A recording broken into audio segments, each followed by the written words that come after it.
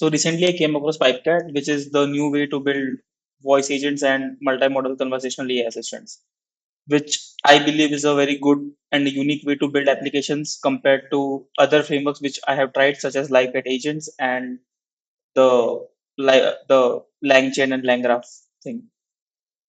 So you can think of Pipecat as basically a framework which provides you a pipeline. You can think of pipeline as a queue where there is this thing called frame, which starts at the top and then it reaches the bottom. Uh, and the order of the frame is guaranteed. Okay. So while you create a pipecat pipeline, you would want to create something called as frame processors. A frame processor is nothing but a class, an object which takes in the frame, does something with it, and passes the next frame onwards. Pipecat guarantees the order, which means, for example, if you are speaking, there are thousands of audio packets. Pipecat guarantees that those audio packets are always received in order. And for example, if your speech to text engine is spitting out a lot of text chunks, Pipecat will guarantee that those chunks arrive in same order. So before moving ahead with Pipecat, let's take a short detour on how actually voice agents work. A voice agent basically has three components to it. Uh, One is called STT, then LLM, and then TTS. Any voice agent framework which you go through will obviously have some way to deal with these three components. Uh, to know more just to give you more information about this, speech to text basically takes in the speech audio chunks and then converts them into text. Then LLM takes that text, thinks about it, and then returns the new text, which is the output. And then TTS takes the new text and then converts it into speech again. So second way obviously is to use directly real-time models. OpenAI provides this where you just pass in the audio frames to it and it replies back in the audio frame. So you are never really dealing with speech. But in most of the cases, you would want to use this architecture where you have more granular control over each component. So for example, if you want to have a higher thinking model, a better model for LLM, you can swap that out and a lot more thing, right? So this is what is usually preferred, but this is available as well. So every framework which you look at will provide some or other way to deal with these three things. uh, Pipecat asks you to just create frame processors for each of the step. So what essentially is happening is that you are creating one processor called STT, and then you have LLM, and then you have ETS. What's happening here is that there are voice chunks which are called audio frames, which are being sent from the top. Then STT is consuming those chunks and then it is outputting the text chunks back, and then LLM is thinking out of it and then text to speech is converting it back. Now, as I mentioned earlier, Pipecat in itself is nothing but a pipeline orchestrator, right? So Pipecat at its core doesn't provide the facility to connect with a front end or manage session and everything.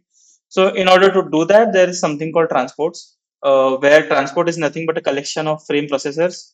One is the input frame processor, so it is called transport.input, and then you have an output frame processor called transport.output.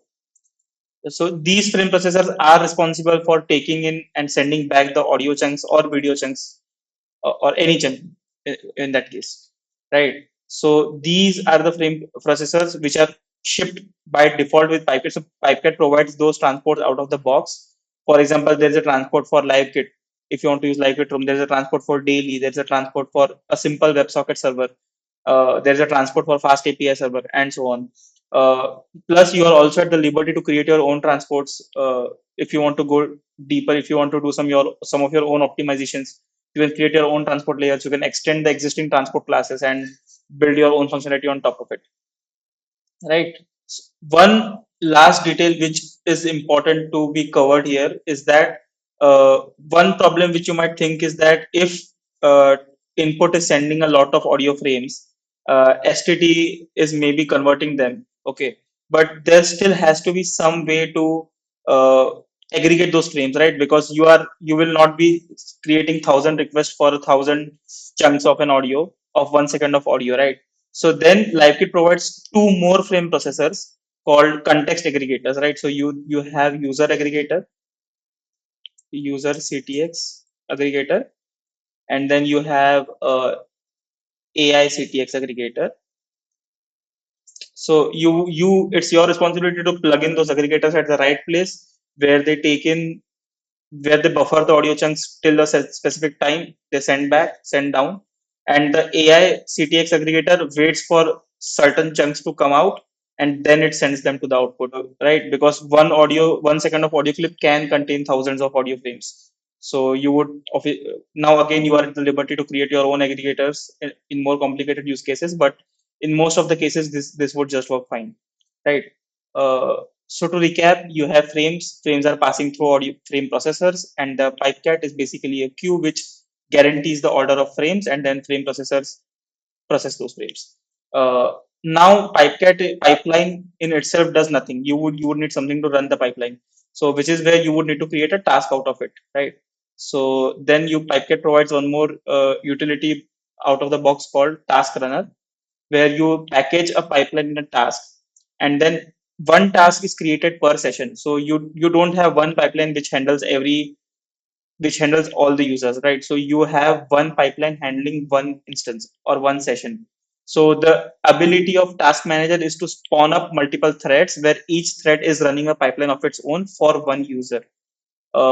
This might sound counterintuitive if you are coming from a more distributed background where you are used to dealing with pipeline in the sense of handling multiple users. Here, pipeline is basically one session has one pipeline. This gives you flexibility to horizontally scale this system very well. You can, since those pipelines don't interfere with each other, those threads don't have any interlinked connections. You can horizontally scale the system very well, which is again one more thing which I like a lot about Pipecat, right? Okay, so now that we have a pipeline, we have a task which runs the pipeline. We might also want to collect metrics, or we might want to collect some transcripts.